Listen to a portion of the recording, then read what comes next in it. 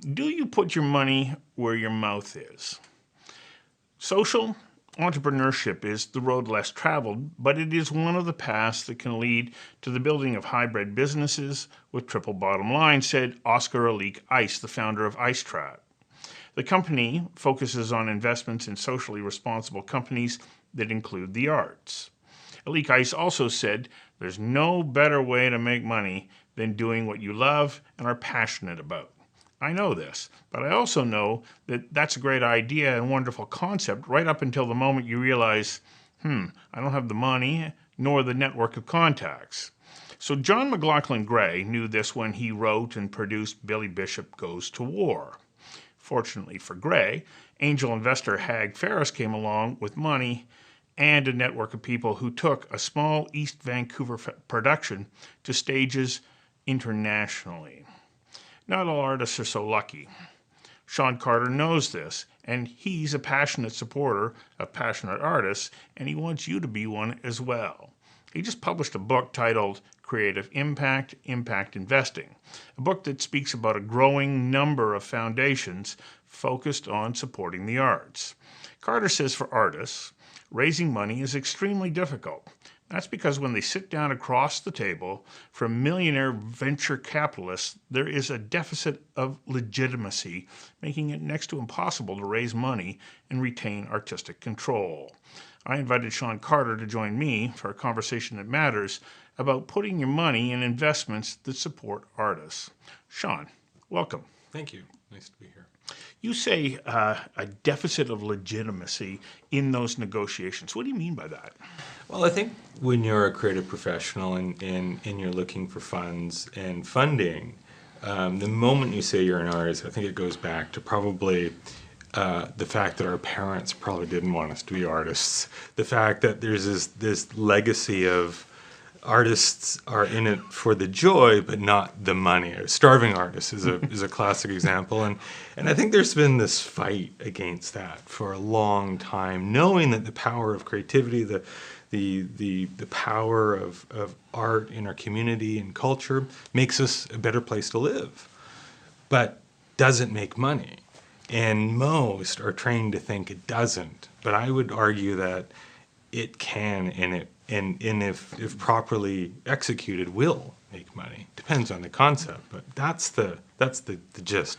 Well, I agree with you, but as you were, explaining this, that we were kind of taught to believe that artists don't make money. I remember telling my mother when I was younger what it was that I wanted to do, and she went, "Ooh, I don't think so." And I went, "Why not?" And she said, "Because you have to be really good to be able to make a living." And the unspoken part about it was that I'm not so sure that you are. And how can you know when you're 12, 13 years of age? But, we need to. So part of this is also developing that culture that says, you want to go pursue the arts, go. Throw yourself into it wholeheartedly. Like any other career choice, it comes with its ups and downs. But if we create that environment that we say, yeah, but there's financial interest in supporting people who truly are committed to their art, it's going to make a difference, isn't it? Absolutely. It makes our our places better to live. The cities are better. When creative thought and art is injected into our daily lives, it's more rich. And you look at government grants that help fund the arts, and I think that's there to make our country a better place to live and more experiential. But also these enterprises can actually, they don't always have to be not-for-profits. They can be for-profit, and you can invest in them if they're smart. And there's always, so the space that I'm in, by the way, as a graphic designer, I said no mother ever. I want my child to be a graphic designer, unless maybe the parents are a graphic designer. So there's something with that. Repeat that for me? Well, I don't think any parent has ever said, I really want my child to be a graphic designer. Like, it's not on the hit list of career choices. No mother ever said it. No mother ever said it. Not just your mother, no mother. My mother absolutely did not say that. And I'm not sure of any others have either. Yeah. And yet in the space that I'm in, we're at the intersection between art and commerce. That's what graphic design and brand is. It's like, how do you use creative thought? How do you get into the minds of consumers and sort of tackle them in the psychology of their thoughts in the course of a day? And you have to be really creative and smart in that. Now, big businesses understand the value of design. And there is some, I mean, you look at some of those powerful companies in the world, Apple, they embrace design. It's all about design. And so that the design is starting to win and get recognition in the investment world. But art isn't yet. And they're not too far apart. One is a more disciplined approach, but the other makes our world better. Right. And it's, yeah, and so the reason behind the book was, can we show some tangible experiences and examples of businesses that are actually investing in their communities, investing in art, and in ways that are impacting us and actually profitable.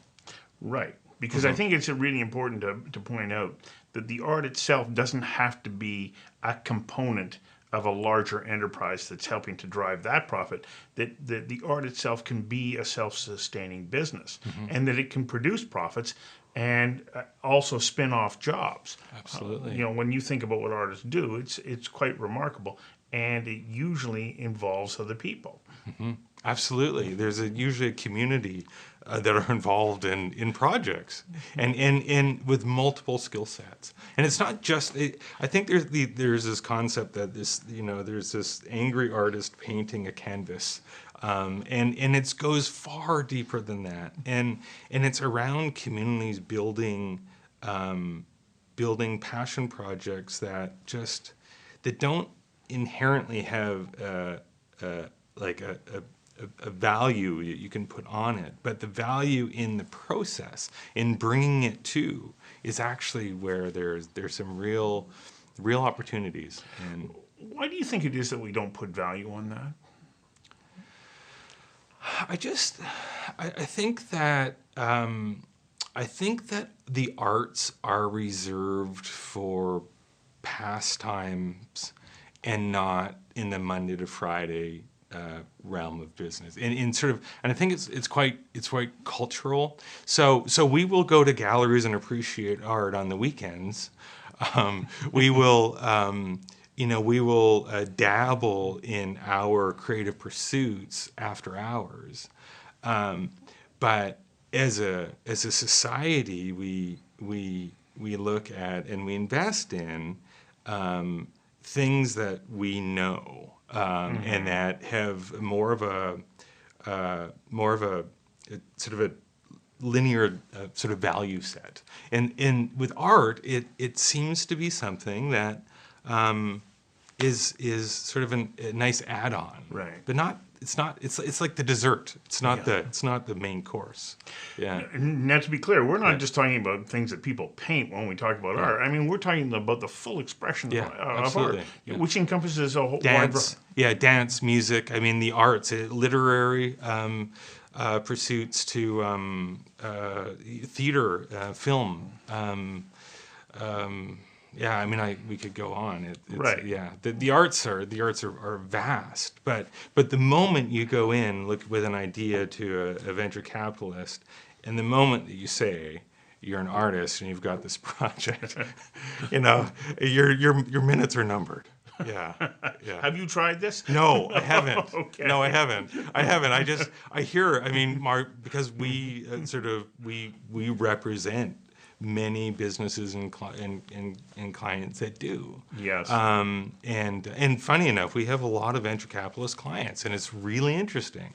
And I've had many conversations with the leaders of those in what they value. Right. Yeah. So, I talked about, Billy Bishop Goes to War, and it was supported by Hag Ferris. Well, Hag Ferris says that having supported Billy Bishop Goes to War was one of, the highlights of his career. And this is a guy who has put, enormous energy in behind companies like D-Wave and Zymeworks and so on. He helped make Billy Bishop go to war, and it is something that stands out for him as a great accomplishment. And on top of that, everybody made money.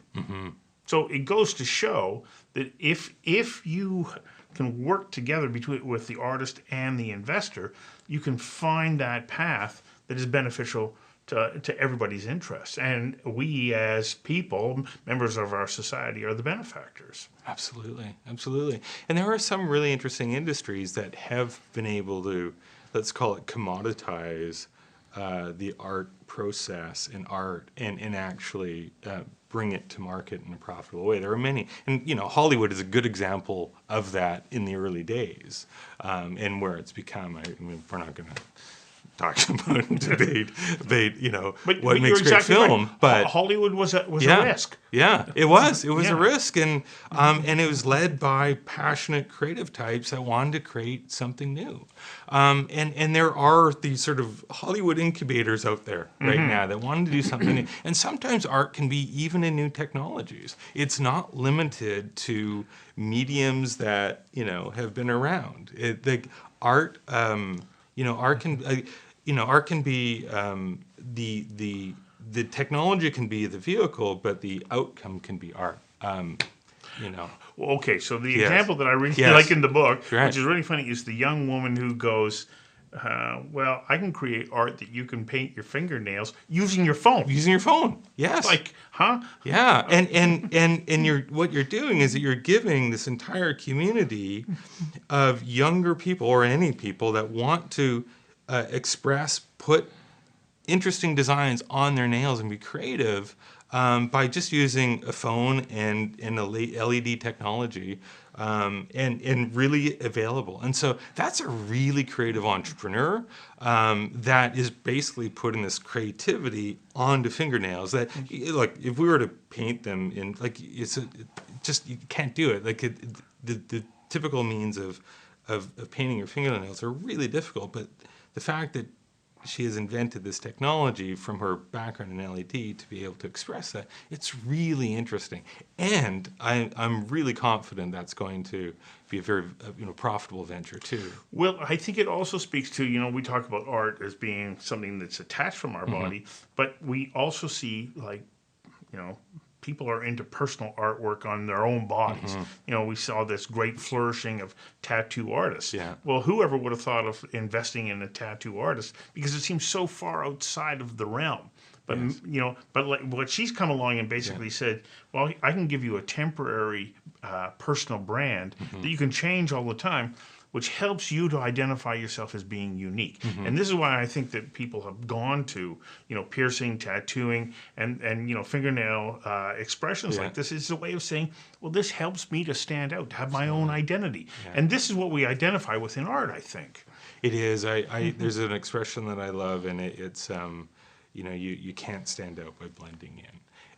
And really, when so many of us are looking for vehicles of expression, and that is unique, and that transcends more than just artists and artisans.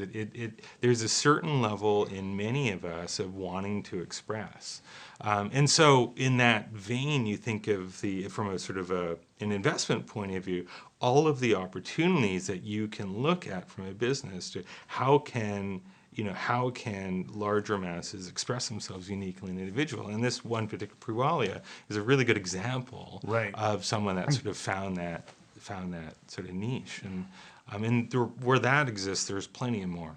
So in your book, you're basically celebrating people who are saying, okay, we've put together a pool of funding that's designed just to do that. You go back 25, 30 years ago, there was a movement towards ethical investment, and people went, okay, I only want my money to go into what are deemed to be ethical investments, and it started to make a difference. Yes. And you're seeing this trend now starting to emerge in the United States. Is it also happening here in Canada? There are some examples of happening here in Canada as well. We partnered with Upstart Collab because they were a really good example, and they're based out of New York, and most of their examples are American.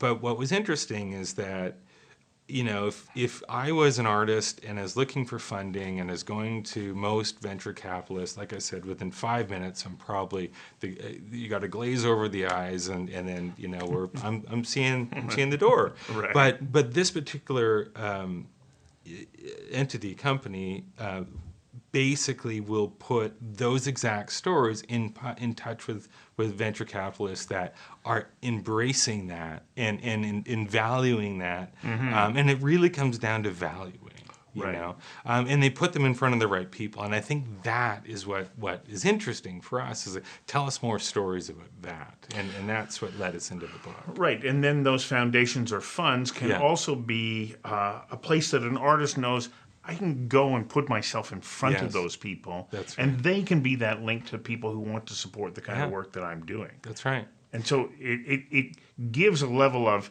maybe comfort for those mothers who go, there's no future in that, when in fact there can be. There can be. And it appears that there is a growing interest in making that happen. Yeah. I would hope that this topic that we're sort of exploring today in 20 years will be so obvious. Of course the arts are profitable. But right now it's still a unique concept. And companies like Upstart Collab and others, they're still on the edges. They're still on the fray. They're not really well known in that space. And I think for us, it was really an opportunity to say, hey, first of all, let's value creative Right. thought, creative thinking, creative process, and when we value that as a society, then there becomes value on the end of that, and Right. and that's really what this is about. Well, and I think it's fundamentally important. I'm fortunate. This show is made possible really because I have support from Odlum Brown. They go, okay, well, we'll help cover some of your costs, and they don't tell me what to do. They don't get in the way, but they believe that there's value, and so they go, okay, we're going to invest in you in the making of this show. Yeah. Now, for them, they're not looking for a return on that, but for others, there can be that kind of return with the right investment and opening up those networks. I think that it's an extraordinary idea. Absolutely, and you think of the value that your content is producing, and I think, that's without it, so all great ideas need capital, and they need a network. Those are things that typically venture capitalists and investors can bring to that, and this is typically what artists don't have. They don't. They have other artist friends. They have others in their space, but they typically don't have access to capital. They typically don't have access to the network that will make something happen. I think one of the other components that most artists don't have is they don't really have a sense of what it takes to run a business. Even if they are the business, they're still not thinking about, well, I am a business. This is how I market myself. This is how we build those relationships. This is how cash flow functions, and all of that part of the business that those financial supporters can bring to them and give them that sort of support. That's where artists have a bad rap. See, that's where. Oh, you're telling me I'm wrong? I think there. Sometimes when there's smoke, there's fire. Yeah. But I do think that I personally feel that artists that have the idea, they have to be realizing the market. They have to have a strong business plan. They have to have this before they should be getting any funding. But it's not always true. It's not always true. But I think I wouldn't, if I was on the other side of the equation, if I was a VC, I wouldn't invest unless I felt that there was a really solid business case in front of me. And I think that artists have to do their work as well to bring that to it. Yeah. Okay, I guess I was talking about myself. Because when I started, I only saw myself as a storyteller. Yeah. And I went, I'm going to go out and tell stories. Yeah. I had no idea. I'm still standing this many years later is just because I wouldn't give up. But I made every single mistake that you can imagine. Yeah. And so I think, others who are passionate about their craft weren't thinking about, how do I make a business run as well? And so if I had that kind of support, maybe my path might have been a little smoother, because I really had no idea what it took to run a business of telling stories using video. Yeah, in fairness, when I started my business at 22, I understood the art and the craft. I didn't understand the business, and I didn't fully understand my client's business. These are things that you learn, Right. and you learn pretty quickly. You learn really, really quickly. So, but that test by fire has to happen at some point. At some point. But when I think back 22, 23 years ago when I was starting, if I had known that there were funds or organizations that would support my endeavors, it would have made a world of difference. Absolutely. None of that existed. There was nowhere for me to go other than just throw myself into the pool and hope that I could swim. And luckily, I didn't drown. Yeah, I mean, you're probably bootstrapping it and you're self-funding it. And, Yep. and that's what most creatives do, myself included. I bootstrapped and I self-funded until I actually had a viable business. But there are some, and that's fine for, I think, probably the space that you and I are in. But if we wanted to scale, if we had a broader goal that employed dozens or hundreds, and we wanted to get there quickly, we'd need funding, and we'd need a network, and we'd need to find someone that could connect us with that. And now there are companies that do that, Right. but they're not in the yellow pages. they're not easy to find. But I sort of it was fascinating to us to start to learn about this, and so Right. that's why we put together this little piece. Well, I also think that it's important because as, an individual who considers themselves to be kind of in that art spectrum, I looked at anything that was laid out by the government and none of it applied to what I was doing. Right. And so you go, okay, well, they've got these grants for the arts. Oh, yeah? Really? Yeah. Like, none of it had any reflection on me. And then the list of accomplishments and credentials and this, that, and the next thing to qualify, I'm wasting my time. I got to just go see if I can get somebody to pay me to make a video for them. Grants are. We have multiple clients that use grants as the funding from theater groups to literary festivals to, to Pride, and I think of that as being like they often have to staff for the funding That's component. right. Like it's a really important revenue stream.